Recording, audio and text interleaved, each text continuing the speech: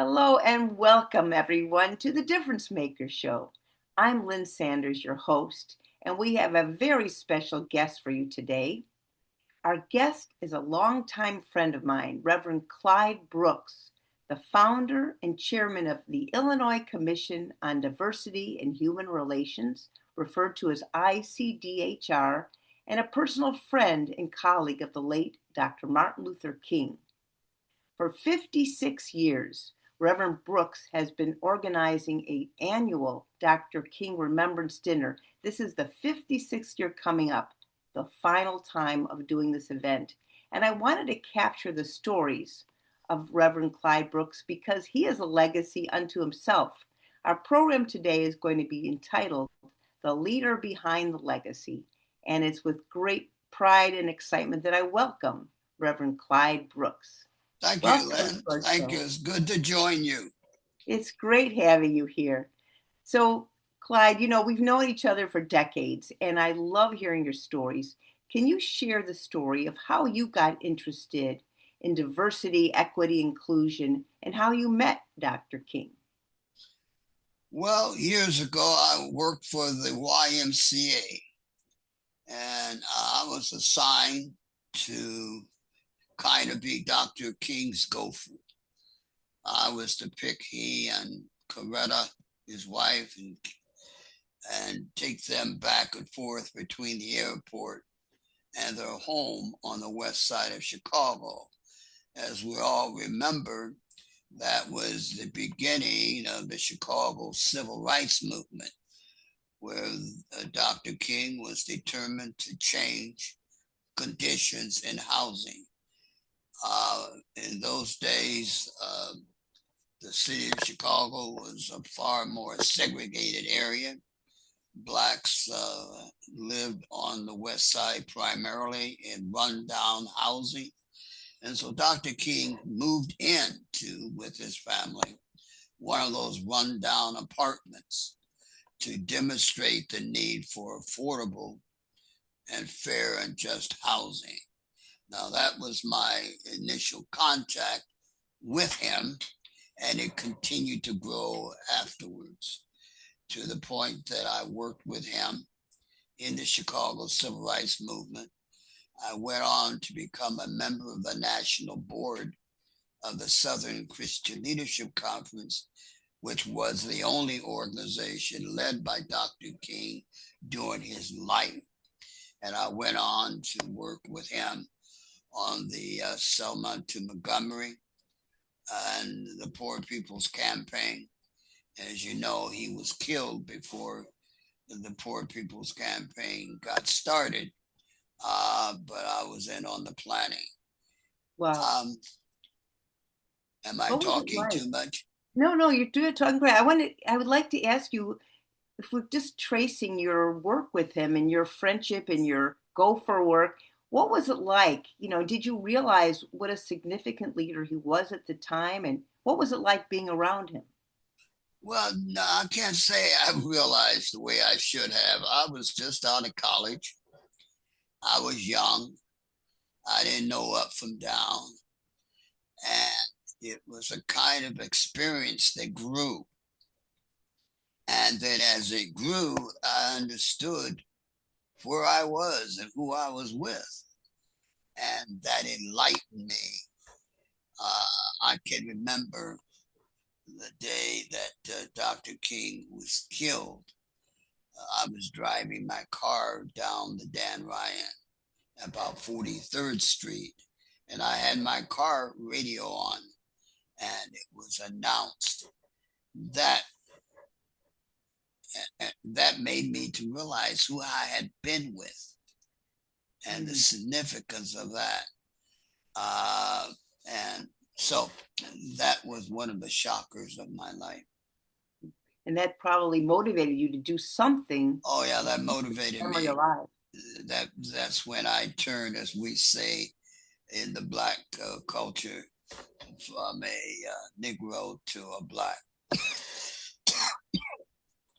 meaning inspired, motivated, determined, and it Right. went on uh, to affect my life and what I have been devoted to for many, many Right. years. I don't know anyone who has been as dedicated as you. And I want to capture just even one story before he passed away. Like, what was it like hearing him speak? At the march in the White House. What was it like being in that crowd with all those people? You showed me the picture you have on your wall with the masses of people gathered as Dr. King spoke. Just It, give us a feeling what that was like. enlightening, eye-opening, uh, gave you a feeling of determination. And when he got us singing, music was a key part of the civil rights movement. Can't take it anymore. I'm fired up. And he would just enlighten thousands of people to sing and to become involved. And it was his personality and his commitment, his honesty, his vision. He was certainly a visionary. And what he predicted then has occurred today. And that's why he kept saying to us, don't give up. Because if we give up, it's going to return. And what does Mhm. that mean? Attack on voting rights. That's what's happening today. Right, right. We're going to get to that in just a minute. I want to ask you one other thing. What would you say is one of the most memorable things that he said, whether it was to the crowd or to you personally, that you remember, that stays with you? I would say I have a dream Hmm. because there are efforts today to destroy that dream. And we're determined not to let that happen. And we can see it all over this country. In fact, my closing remarks at the King Dinner on January 17th is why I am here, which applies to why I was involved then. And I'm here because I am sick and tired of Black and brown kids, children, being separated from their parents. I am here because I'm sick and tired of the fact that 300,000 Black women have been fired from their federal jobs. I am here because I am sick and tired of the censorship. I am here because they're removing books about Dr. King, about the civil rights movement, books that he wrote from the shelves of public libraries and school libraries. I'm here for those kinds of reasons.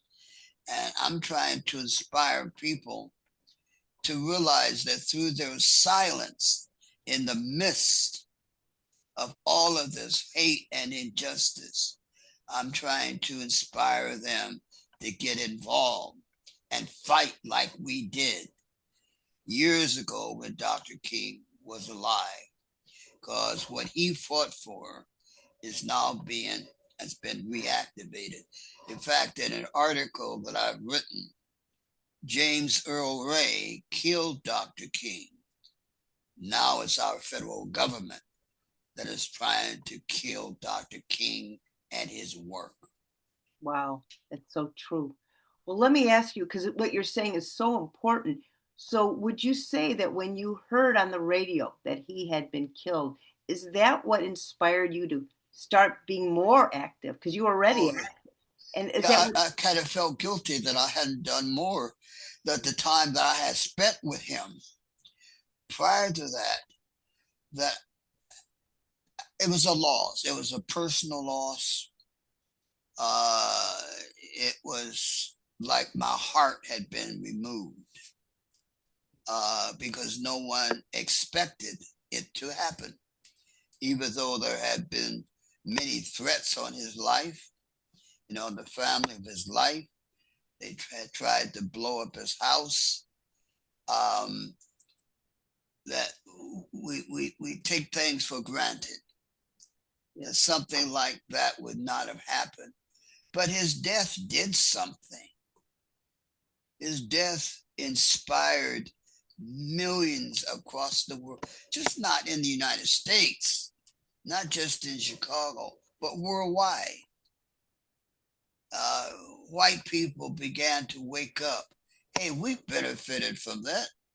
We now have Head Start programs that we didn't have, and Right. other poverty programs.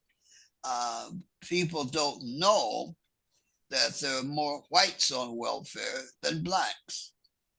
Hmm. But the media and others, for whatever reason, want to antagonize the situation, perhaps for news coverage, to make it more, I call yellow, something that people want to read about.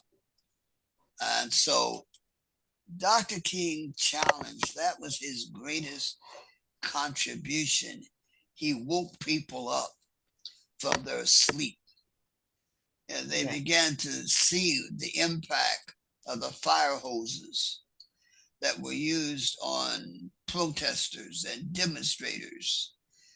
He saw the ugliness of America. He saw the need to work harder to make a more perfect union. And so we say that term all the time, that we want our country to become a more perfect union. Well, it's gone backwards now. And I'm sad about that. And there are many people still asleep. So we have to work harder Right. because our Congress is not doing their job. And this is being led by a man that, in my personal opinion, is one of evil. Yeah. When Well, you, let's focus on what you're doing because I we can go down that road, but I want to focus on the good because more people need to know about the Illinois Commission on Diversity and Human Relations, what you've done. I saw your walls when I visited you last year filled with plaques and awards and pictures.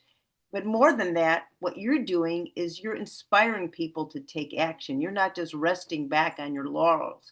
So, what started you from creating these dinners, and were they a result of your trainings? And how did you decide to do this every year for 56 years? Lynn, the Chicago Daily, the Daily Herald, not Chicago, the Daily Herald, uh, was very kind to me because they asked me that question. Okay. And my answer appeared on the cover of the Daily Herald. They put me in a chair similar to a chair that I'm sitting to now. And they asked me, Reverend Brooks, Mhm. why? Why are you still involved at your age? And I used the two words, I'm just trying. And that was the headlines above my photo, that I'm just trying to make a difference in my short life. And I'm trying to inspire others. And that is what I'm trying to do through the annual King Remembrance Dinner, trying to educate. My Lord, there's a need for education, not just the formal education, which has really contributed to the hate and discrimination that we have today. Little Black Sambo versus Dick and Jane, Tarzan, Jungle Jim, painting Black people as animals, as less than human. And so I have just tried in my years. I just turned 90 years of age, and I've been involved in a long time. So the King Dinner is designed to educate and to inform and to inspire. And we have brought to Chicago an array of outstanding speakers, even President Ronald Reagan. Yeah. Muhammad Ali. Most of the mayors from the city of Atlanta, where Dr. King got his start and lived and preached, most of them have been speakers. I could go on and on. We've had governors and mayors and legislators. I don't believe there has been any other organization like the Illinois Commission on Diversity and Human Relations who has brought to the community as a community service the array of speakers. And I want to say to you, Lynn, no local suburban government has even offered one penny to help us. Really? It's shocking. Their attendance may be the mayor, but Hmm. they don't bring anybody with them. That's so sad. You The, even the had Reverend. schools, the schools, only 2 or 3 participate. The Really? churches, I could name them on one hand. Well, let's focus for a moment because we need to get more involvement. You told me that Reverend Jesse Jackson came. I think he came more than once, but he came and he brought in Twice. 1,600 people came, Yes, he which is brought out more people, more executives of corporations than anybody else. You see, people have a love hate thing about Reverend Jackson. hmm, Those who don't like him, who accuse him of hogging the media, they can't wait to meet him. huh, amazing. What And was that? so, What was it go ahead. like having him there? Was it an Oh, electrifying? we had maybe 75 executives of corporations. I'm talking about vice presidents, senior vice presidents, presidents, and they were all in an area sitting in chairs because we were going to honor them. Oh, And so Reverend Jackson was our speaker. And so we lined them up, and Reverend Jackson gave them a plaque. And they were so happy and pleased, and the cameras were flashing. They were inspired, at least for a minute. But I think out of all of that, people never forgot their experiences with Reverend Jackson, hmm. as you know, who is very, very ill today. I'm sorry to hear that. So So, what? so, so to answer your question, that's my legacy. That Okay. in my life, I tried to make a little difference through education, because they're not getting educated, our citizens, in school and in churches. The churches in the suburbs, I don't hear a connection between the Bible and the currency of God and the currency of the day. Like love thy neighbors thyself. Hmm. Well, how does that relate to the day? As opposed to telling the congregation about their experiences during their vacation and those Hmm. things. We're not teaching the word as Dr. King warned us to do. Dr. King came from the church. His father was of the church. His movement was of the church. But a lot of folks in this country saw him as a communist, as a troublemaker, because he said, love your neighbor as thyself. Treat Right. people right. Don't just look at their skin color, look at the content of their character. Well, right. And he did bring people together of all different He backgrounds, the did. Jewish faith, the Christian faith. He did. I don't know In about fact, that he'll others. tell you there's a similar experience between the Jewish experience and the Black experience. Hmm. Yes. Actually, the founding rabbi of my congregation, Hakafah, Rabbi Marks, actually marched with Dr. King. And because he was sitting on the sidelines and he wanted to participate. So my understanding is that by your having these regular dinners, you want to get more people inspired to take up the torch of equity, diversity, inclusion, and become spokespeople themselves, right? Yeah. But you know, Lynn, that's very true. You said very well. However, something is happening, Go ahead. and corporations have lost much Mm. of their interest. Why is Uh, that? they, Why do you they, think? beg your pardon? Why do you? That is true, and I'm very concerned about that. Why do you think that's happening right now? Well, in the early stage, they were involved because of affirmative action, because the government, the federal government, was much more forceful Mm. in trying to bring about equality in the workforce. But as the years progressed, even now, all of that has been Right. deleted. Right. DEA, anything relating to Black history, to civil rights, being led by the President of our United States. Um, and this is dividing people, Yes. division. And So, but I'm gonna keep trying so as yeah. long So as I the can. question, you are so right, and you're doing more than trying. You are taking action. What would you?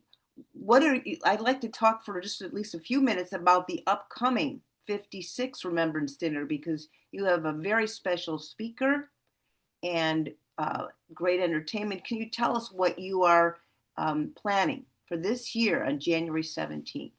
Yes, it has been a very difficult year, extremely difficult. But yes, we have our theme is uh, creative maladjustment, and and that was taken from a speech made by Dr. King, which simply means there are things that I will never adjust myself to, that I will never accept. I will never accept segregation. I will never accept hatred. And so that's the body of the theme. And we have as our speaker, fine Justice of the Supreme Court, Elizabeth Rockford of the Illinois Supreme Court. Uh, the president of the University of Illinois will be there, as he has been for many years, and President Tony Preckwinkle of the Cook County Board, and local mayors. Um, they don't bring anybody with them, Mm. but they come themselves. We would prefer that they bring their boards and members of the community to become educated and informed, but they don't.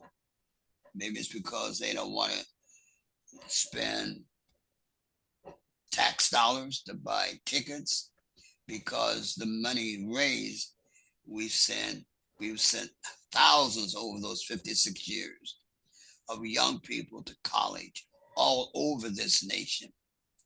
And we've Mm. not just sent black, sent Hispanics, and we've sent whites, uh, disadvantaged people that could not have gone to college without our help.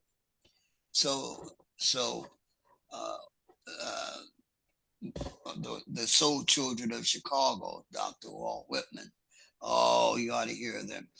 Lynn, interested. We used to sing both the Black national anthem and the national anthem of this country, but we stopped because even though we think the national anthem is racist to its core, it's what we got, and we didn't want to promote division. So we stopped singing the Black national anthem for that reason, Huh. I didn't realize that. because we wanted to bring about unity. And it was not that important. Yeah. But just in our programs that we print and distribute, it's educational articles about the critical race theory, Mm. which has been discussed. People don't understand that. Tell us about that. Why don't you tell us more about that? Well, the critical race theory proposes that the heart of the problem of this country is racism, is based on race. And this country was born with racism. And if anyone wants to argue that, then look at slavery. It's true. And slaves were owned by Thomas Jefferson, Scott Keys, who wrote the national anthem, you know, who supported slavery, who owned slaves. And here we still celebrate him and his work today. So this country was born from hate, injustice, and racism. And it continues to this day. Right. And so your purpose is really, it sounds like you want to wake people up, right? You want to raise awareness and get people to take action. What would you say are the goals? I think, yes, that you said it very well. And I think we've seen some successes over the 56 years. A openness to talk about it. Recently, we conducted a program called Bridging the Black and White Divide. And it was created because whites have a very difficult problem talking about race. And so the project was designed to try to change that. And it went over a period of 5 years. We made a lot of changes, but not enough. Without enough. I think there's been changes in housing. I think in blacks and browns and women, the other groups can't afford it. They can live any place in Chicago metropolitan area. I don't know where there is discrimination. Now, when I moved to the suburbs in Elk Grove Village, it was very overt, and I had to file a complaint about discrimination because they refused to sell me a home. This was back in 1964. But since then, and I'm proud to say I was part of it, we've broken down those barriers, and you can see it. Let me say this to you, Lynn. Yeah, you've done training in police departments. You could also share some of the things you've done. Yeah, we've recruited police. We've had workshops to teach. We're known, but I don't think we're appreciated as much as we ought to be. I think they see us as a black organization as opposed to a people organization. That I think there's too much of seeing the King Dinner as something nice to attend as opposed to a motivating factor. Maybe I'm too harsh, but that's the way I see it. And what I see is based on my experience. So the King Dinner is a movement. It's a continuation of the work of Dr. King. That's why it's called the Dr. King Remembrance Dinner. But we've got to find a better way. You see, Dr. King did not want us to have dinners. He told us how he wanted to be remembered. And he didn't say that. He wanted to be remembered because he tried to feed the hungry and clothe the naked, and he visited those in prison. And he told us don't talk about his Nobel Peace Prize and all the awards that he won and the schools that he graduated from. He said that's not important. Just tell somebody that I tried to help my fellow man. And so we're trying to educate folks, and it's not over, Lynn. It's really just beginning. Yeah. And old timers like me and others, there are a few of us left that worked with Dr. King. I can't think of more than 2 or 3 in the Chicago metropolitan area who worked with me and Dr. King. We're just dying off, moving So that's why I want to capture these stories, Clyde. So, in fact, could you share any story with a fellow colleague of yours who worked with Dr. King? Are there any stories that you can remember that made an impression on you? Yeah, I Maybe. mean, just to sit and talk with, like Dr. John Borg, he's white, by the way, a white minister, just to sit down and reflect, or to, he spends a lot of time, as I do, visiting schools and churches, educating and answering questions, the same questions you're asking me. Like, Reverend Brooks, what was Dr. King like? Mm-hmm. Uh, uh, uh, but all that's being destroyed, Lynn. That's being destroyed and made to look like it's evil. Well, that's why we have to speak up. I mean, That's what that's we why have to we speak all up. have to do that. And we need people like you, Lynn. And I want to commend you Thank for the work that you do and the time that you devote. You certainly are a member of King's Army.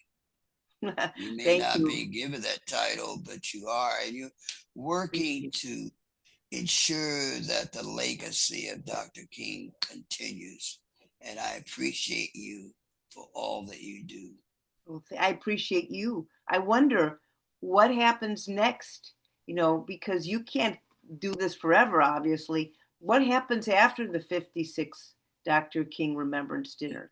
Do you have something in Dr. mind? Lynn, that's my answer is a sad one. I don't take a salary. Give me a few peanuts for help out on expenses, but even a lot of my expenses come from my pocket.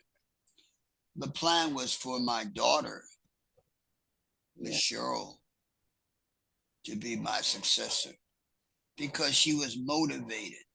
Because you ask the average person, see, in my days, early days, the civil rights movements was started by volunteers and it continues with those volunteers. A lot of those people left the civil rights movement and went to the women's movement, which is still civil rights, Mhm. but the focus on racial minorities. And so we've been losing experienced people. But the plan was for my Cheryl, my daughter, to take over. She had worked with me. She was motivated. She had the knowledge. And her reason was we tried to find others, but they want money. So, how much money? Well, a lot of people have inflated picture of their worth. So, how much does the job pay? Well, I need $100,000. I need $90,000. And you want good people, and good people are busy or employed. And so do we take money to pay that, or do we take that same money for scholarships and for DEI programs? Yes, I see. Because you see, the civil rights movement was started by ministers. And the reason why it was started by ministers was that the church paid their expenses, Right. Right, I see. not foundations, not the government, but the members of the church. That's changed. So So if you could when find Michelle, someone, yeah, yeah, Miss Cheryl, I remember meeting her. She was a wonderful woman. yeah, It was. when she died of cancer, Mm. and that was about 8 years ago, and we just haven't had the money because I can't find volunteers. Oh Lord, I've searched for people to lead this movement, but the interest and dedication, much of it has been lost. Well, Rep Clyde, I'm an optimist. And that's why we're here talking right now, because I feel there are people out there who just need to hear your words. So I'm going to put it out to our audience, whoever hears this, that if you're interested in picking up the torch and moving this movement forward, to get in touch with you, because you are a legacy unto yourself and you're shining a light on Dr. King and all his values. And obviously, our world needs more people like you. We all do. And I have to give a shout out to my congregation, Hakafa, with Rabbi Bruce Elder, who will be giving the benediction at your Remembrance Dinner, that our temple is based on taking action, social justice. And I know there are other congregations who feel the same way, and I certainly believe churches feel the same.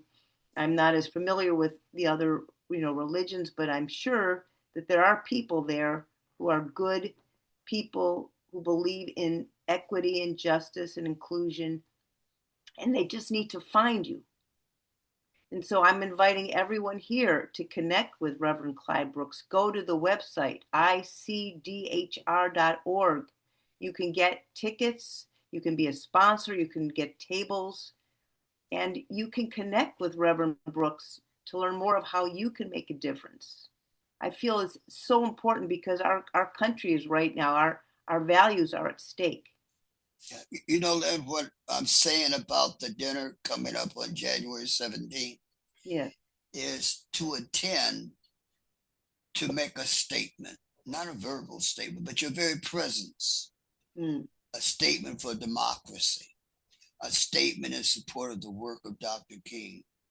I mean, many people cannot march and protest because they have jobs and families. But one thing they can do is take 2 hours of their time to come to the Dr. King Remembrance Dinner on January 17th as a statement of their commitment. And if they're not willing to do that, then how do we how Then they can be a sponsor for tickets, yes, because or there they are can people. donate, or Yes, they make a can donation. sponsor somebody else. There's a lot of things we can do if we're motivated. Exactly. But we're going backwards, Lynn, and I'm sorry to sound so pessimistic that where too many people see it as a nice thing to attend. Right. They don't know. But we're not going to give up. And I don't know who will succeed me, whether it will die or someone will step up to the plate. But I'm like my mom, who's was in the kitchen on Thanksgiving cooking all day. And I said, Mom, come on, sit down, eat with us. And she would say, Son, I've been in the kitchen all day. I'm tired. You all go ahead. And that's kind of where I'm at. I've been in the kitchen, working, tired. I know. And someone needs to step up because everything is ending. DEA is ending. Censorship is beginning. The books of Dr. King are being destroyed and deleted. Will be led by evil. Well, we each still have the opportunity to speak up.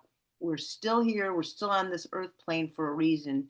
And so I feel like Anna Frank, whose book sold millions of copies, and she wrote her diary in the midst of people killing Jews. She was hiding, and she said she still believes in the goodness of people. And at heart, I think there are many, many more good people out there who want to make a difference. And that's why we're talking, to get more people to take action and to let them know about what you're doing. Yeah, the issue is morality and immorality. And I'm really, as a minister, I have great expectations of the church. And so when my church folks hear the words faith without works is dead. Going to church and singing in the choir and reading the best faith. But without works, doing something Right. It's dead. I didn't say that. The Bible, God, Jesus said that. So we got our work cut out there, because what's happening is being led by some churches, being supported by some churches. And I don't get it. So we're I just don't going to get it focus how on, we can stand and see little babies being separated from their parents, some being locked up in detention centers, kids. And I we go know, to church singing songs. No, it's, it's, Jesus had no church. so, but Clyde, so let's look at it this way. It's horrific, but yet at the same time, we can also step up and say, what can we do? And I'm saying to you and to everyone listening, we can choose what we want to focus our attention on. And Jane Goodall said something that always stays with me, that we all make a difference and we get to choose what kind of difference we want to make. So I say, I understand there's so much negativity, so much abusiveness, and just terrible things happening. But I want to take this time to focus on what we can do, because we can't change other people. We only can change ourselves. So I'm saying to everyone listening, listen to what Clyde has to say of what you can do, and let's push aside all this the negative stuff. We can speak up against it, but we also can take action. That's what I want everyone to remember. And I'd like you to say something positive of what you would like people to do to take action so they can keep that in their mind and make a difference. So, Speak up when you hear evil and see evil. Say something. Don't just go, that a shame. Get involved in something. Now, we have some models and examples. I am delighted with the activity around the immigrants, the protests and the demonstrations, and all the people of all races fighting against oppression and what's happening. It seems like, Lynn, we need a negative to get involvement. So do well, we need more negatives? I don't know. People don't I get hope not. they don't get turned on with positives. When Well, there's a problem, people rally. No problem, people are silent. So the question is, do we need more negatives? To, a negative points the picture, puts the spotlight on the problem. It's in the media, it's in the newspapers, on social media. If I didn't know that, I'm gonna get it. I'm going downtown where that protest meeting is being held. So that's where we are. okay, so you're saying let's all speak up, Speak and up, get and also involved with something. and check out the icdhr.org website. Please, please. And the deadline you said for tickets, Well, table sponsorship is we've changed that. soon. It's no deadline. No deadline. It's Yeah, not January 10th anymore. no. You could be on the 17th. Show up. You could buy a ticket at the door. Oh, great, Our great. board made that decision. Okay, Uh, that's so great. Because uh, we have to give a guarantee, right, a so the number. meal. So that's the issue. So that's why we focus on a date before the 17th, because 5 days before the 17th, we have to give the venue a number, and that Right, determines cost. right, and you have meals. You're Yeah. providing dinners for Oh people. yeah. Yeah. It's a. I think it's a world class event, It is a world class. and I think there's a message, and people learn. But after they learn, we have to get them to act, because just learning without acting upon what you learn is faith without works is dead. So take action. That's what you're Yes, saying. take action and don't be afraid to do it. People are afraid, and rightfully so. People are afraid to speak up. Ministers don't speak up as they should because they're afraid of irritating members of the congregation and losing money. That's what's supported by a survey of how people saw it. So there's always reasons why mayors, even though more mayors like Mayor Johnston of Chicago, he speaks up, but many of our mayors here in the suburbs do not Mm-hmm. on So on we, these issues because they're afraid of the voters, right, I understand that. and so there's always something that forces people to keep their mouth locked. But we've got So to find the key to exactly. open those mouths. For example, the King Dinner and all of our programs over 56 years, we have it, and we've asked municipalities, look, we are a community service. Don't look at us as black. We are community service. They won't fund us. They have over 56 years outside of one where we did some hiring. Uh, and then we had difficulty getting our money.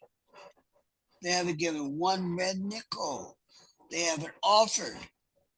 All right. Well, so we're going to, so Reverend Brooks, we are going to focus on people taking action right now because those are the people who are listening to this program, have stayed with us. There are people who are difference makers and they just needed to know about the Illinois Commission on Diversity and Human Relations. And I'm appealing to each of you listening that if you can't come to the King Dinner, if you live in Timbuktu or Alaska, whoever, wherever you live, you can take action. You can go to icdhr.org and sponsor a table for others. You can buy tickets and let Reverend Brooks know that these are tickets that are available as scholarship tickets for others to attend or make a donation or even connect with Reverend Brooks just to talk with him to see what you can do to make a difference because we all can make a difference even by speaking up and letting others know that we stand up for justice. So I want to say thank you. You're a very special man, Reverend Clyde Brooks. I'm honored to know you for as long as I have. I don't even, it's been a long time, but I'm so grateful to you because you inspire me and you inspire me to know that each of us matter. So everyone listening, please make yourselves stand up. Don't be afraid because we all have choices in life and you can choose to have faith and courage and perseverance in your dream, just like Reverend Brooks has followed his dream and he's followed Dr. King's dream, that we all can make a difference together. Thank you so much. And I want to wish you all a very happy and healthy new year and keep staying strong. You have any last words? Lynn, thank you so very much. Keep up the fine work. Thank you. All right. Take care. Thank you. Bye Bye bye. bye.